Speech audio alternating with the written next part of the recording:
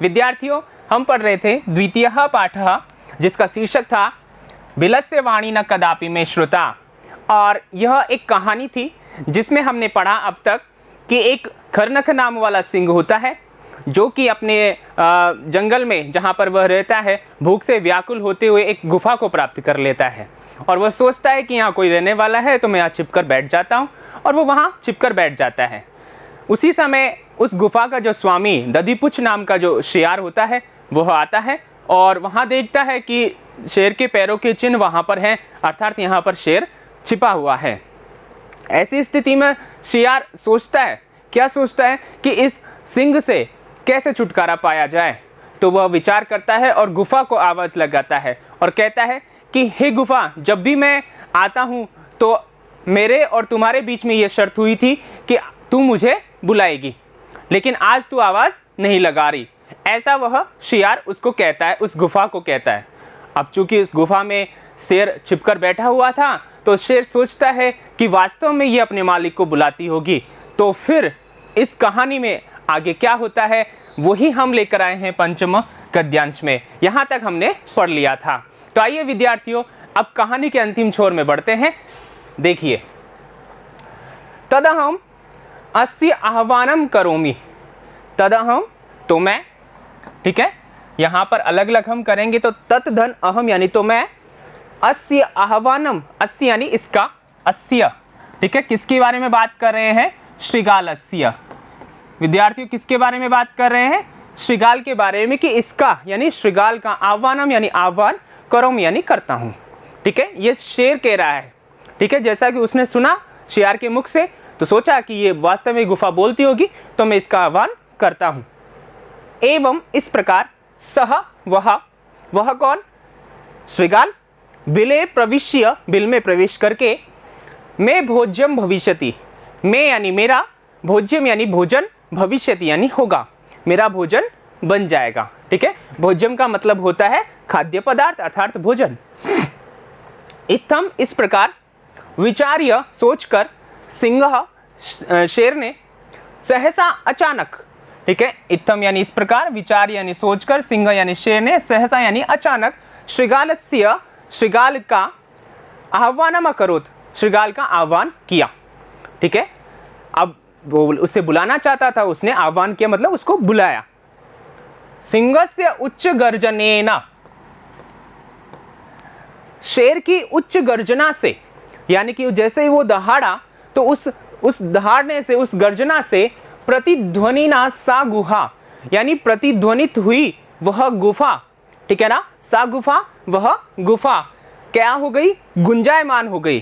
तो वो प्रतिध्वनित यानी कि जैसे भी किसी कमरे या गुफा में हम बोलते हैं तो हमारी आवाज़ वापस लौट कर आती है, उसी प्रकार वह कैसी हो गई? गुंजायमान अर्थात तो प्रतिध्वनित हो गई। ऐसी सा गुहा यानी वह गुफा उच्चई, जोर से, उच्च यानी जोर से, श्रृगालम आव्यत, श्रृगाल को बुलाई, अर्थात उस गुफा ने श्रृगाल को आवाज दी। अब गुफा तो आवाज दे नहीं सकती ना, चूंकि सिंह बोला तो वह गुफा भी बोली। ठीक है, तो ऐसे में फिर आगे क्या हुआ? अनेन अन्येपि पशवः, इस प्रकार जब वह गर्जना सुनी गई, ठीक है, गुफा के द्वारा सुनाई गई, तो उससे अन्येपि, दूसरे भी, पशवः जो पशु थे, वहाँ जो जानवर रहते थे जंगल में, भयभीताः अभवन, भयभीत हो गए। ठीक है, वह क्या हो गए? भयभीत हो गए। श्रृगालोपि, और जो श्रृगाल है वह भी, श्रृगालोपि यानी श्रृगाल भी, ठीक है, ततः वहां से यानी उस स्थान से जहां पर वह गुफा के पास में खड़ा था, दूरम पलायमानः इमम अपठत, दूरम यानी दूर, पलायमान भागते हुए, इमम यानी यह, अपठत यानी पढ़ा, यानी उसने इस प्रकार पढ़ा। क्या पढ़ा? इस श्लोक में बताया है। देखिए, अनागतम यह कुरुते स शोभते, स शोच्यते यो न करोत्यनागतम, वनेत्र संस्थस्य समागता जरा, विलस्य वाणी न कदापि मे श्रुता। अब यहाँ पर देखिए विद्यार्थियों, क्या कहा है इस श्लोक में? इस श्लोक में हमें शिक्षा भी दी गई है और इस कहानी का अंत भी हो जाता है, और हमारा जो पाठ का शीर्षक है वो भी सिद्ध हो जाता है। तो आइए विद्यार्थियों, ये तीनों चीजें हम यहाँ पर देखते हैं। अनागतम, आया हुआ, ठीक है ना, क्या आया हुआ, सवाल ये हमारे मन में आता है। तो जो दुख आया हुआ है वह, यानी कि आए हुए दुख को, ठीक है। अब दुख भी हो सकता है या समस्या भी हो सकती है।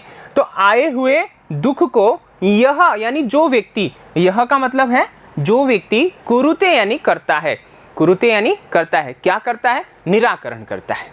यानी कि व्यक्ति जिसके सामने दुख आ गया है या समस्या आ गई है उसका वह निराकरण करता है, वह व्यक्ति सह यानी वह व्यक्ति शोभते, सुशोभित होता है, प्रसन्न होता है, ठीक है ना, वह हमेशा सुखी रहता है। किसी भी व्यक्ति के सामने कोई समस्या या दुख आ गया है और वह समय रहते उसका निराकरण कर लेता है, उसे दूर कर देता है, उससे निजात पा लेता है, तो वह हमेशा सुखी रहता है।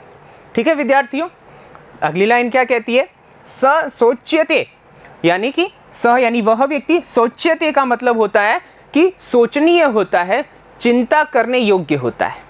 अर्थात यो यानी जो व्यक्ति, न यानी नहीं, करोत्यनागतम, करोत्यनागतम को हम इस प्रकार देखेंगे, देखो विद्यार्थियों, करोति धन अनागतम, ठीक है। यहां हमने संधि विच्छेद की कर दिया, यहां पर यण संधि है, करोति धन अनागतम। अब यहां पर देखिए अनागतम का मतलब तो आपने समझ ही लिया है कि जो आया हुआ दुख है उसको, करोति यानी करता है, ठीक है, यानी दूर करता है। अब चूंकि यहाँ न लगा हुआ है तो न हम इसके साथ पढ़ेंगे क्रिया के साथ, अर्थात जो नहीं करता है, अर्थात जो नहीं, क्या नहीं करता है, दुख को दूर नहीं करता है, दुख का निवारण नहीं करता है। यह यानी जो व्यक्ति सोच्यते, वह सोचनीय होता है, अर्थात वह हमेशा दुखी होता है, वो उसके लिए वह चिंता का विषय होता है।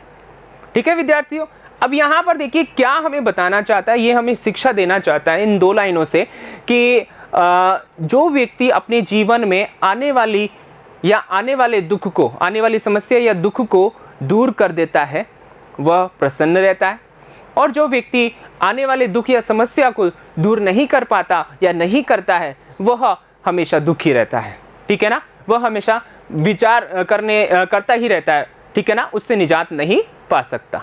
ठीक है विद्यार्थियों, अब आगे देखिए, ये तो हमारी शिक्षा हुई। अब यहाँ पर जो बताना चाह रहा है श्रीगाल, अंतिम समय में भागते हुए जो बता रहा है वो क्या कहता है, देखिए, वने अत्र, यानी कि यहाँ पर देखिए इसको भी हम संधि विच्छेद करेंगे, वने धन अत्र, ठीक है, यानी वने यानी इस वन में, अत्र यानी यहाँ इस वन में, संस्थस्य रहते हुए का, ठीक है ना, मैं यहाँ रह रहा हूँ तो मुझे रहते हुए के समागता आ गई, जरा यानी बुढ़ापा, मेरे यहाँ रहते हुए का क्या आ गया है, बुढ़ापा आ गया है।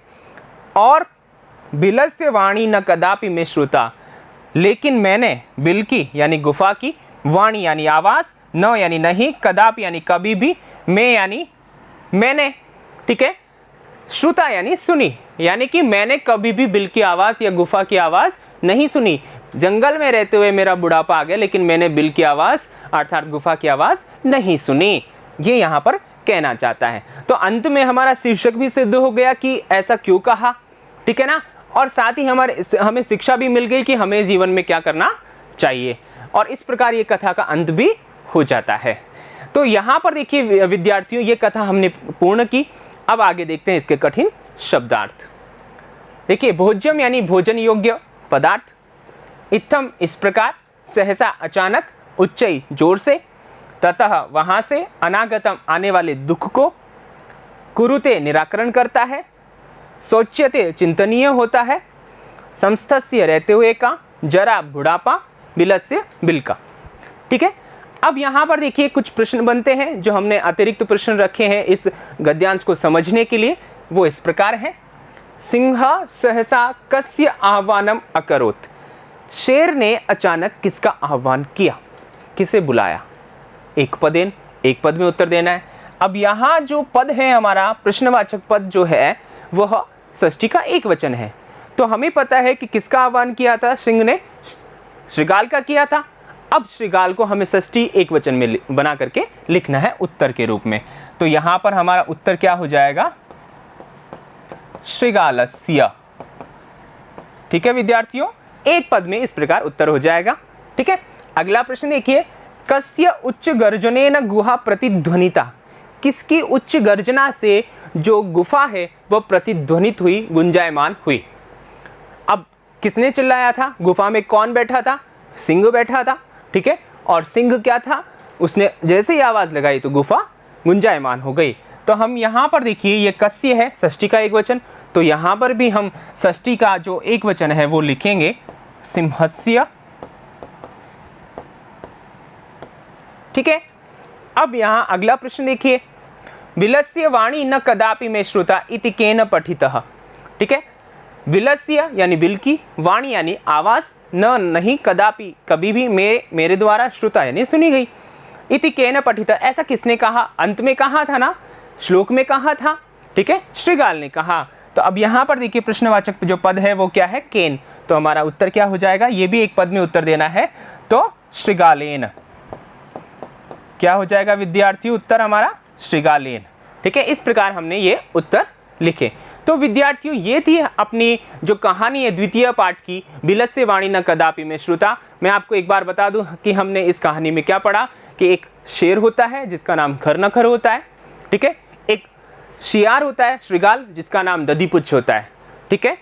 शेर जो है अपने खाने की जुगत में अर्थात अपने भोजन की तलाश में जंगल में घूमता हुआ एक गुफा को प्राप्त करता है और प्राप्त करने के बाद वहाँ छिपकर बैठ जाता है। उस गुफा का स्वामी होता है दधिपुच्छ। जब वह वहाँ आता है तो वह सोचता है कि ये तो मैं मतलब मेरा जो अंतिम समय आ गया, अर्थात मैं इससे मरने वाला हूँ, तो हमें सोचना चाहिए, उपाय करना चाहिए। तो वह उपाय सोचता है और आवाज़ लगाता है गुफा को।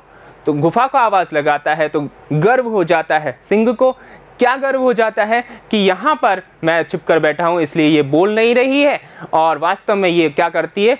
मालिक को बुलाती है, तो मैं बोलता हूँ। जैसे ही वह बोलता है तो श्रीकाल को पता लग जाता है कि वास्तव में यहाँ सिंह है, और वो वहाँ से दूर भाग जाता है और कहता है, हमें शिक्षा देता है कि समय रहते अगर हमारे सामने जो दुख आ गया है, समस्या आ गई है, उसका हम निराकरण कर लेते हैं तो वास्तव में हम प्रसन्न रहते हैं। और इस प्रकार मैंने अपनी ज़िंदगी में यहाँ रहते हुए कभी भी बिल की वाणी अर्थात गुफा की वाणी नहीं सुनी।